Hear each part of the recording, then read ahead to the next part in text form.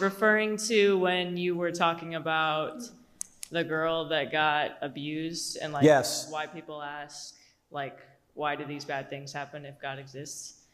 So I understand the point you made there, but I'm wondering like what about bad things that happen that humans don't have control over, like natural disasters? Like why does that happen? Yeah, that's an excellent question. Well, this is a fallen world, and bad things do happen.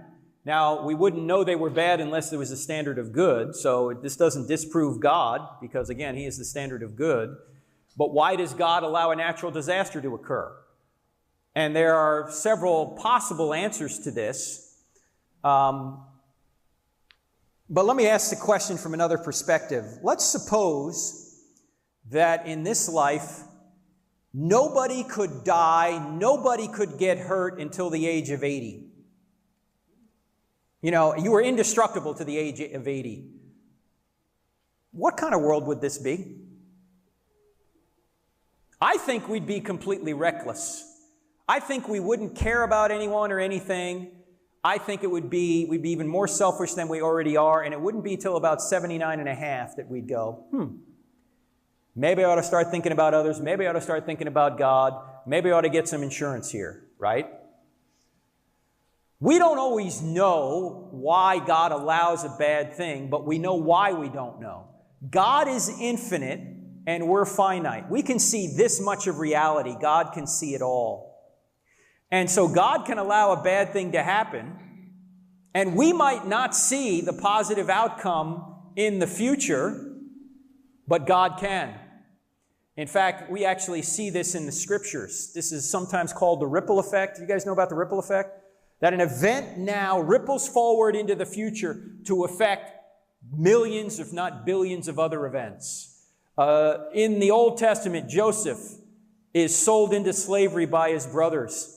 He later rises to prominence in Egypt after going through a lot of suffering. He puts a lot of grain aside, and he is in a position to then help his brothers when they try and escape a famine from Israel. And when he sees his brothers who sold them into slavery, he doesn't say, "You dirty rats, you're going to pay now." He says, "What you meant for evil, God meant for good, the saving of many lives." So basically what he was saying is that the event, the evil that they did to him, rippled forward into the future to actually help him and them later. That ripple we can't always see. People ask me, why does say a baby die?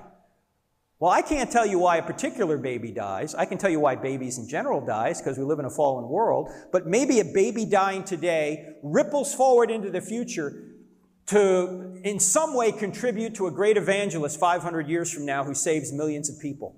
If that baby hadn't have died, then maybe that evangelist wouldn't have risen up and saved 500 million people, however many he does. We can't see that ripple. God can. Now, in the Old Testament, we saw that ripple. Joseph saw it in his lifetime.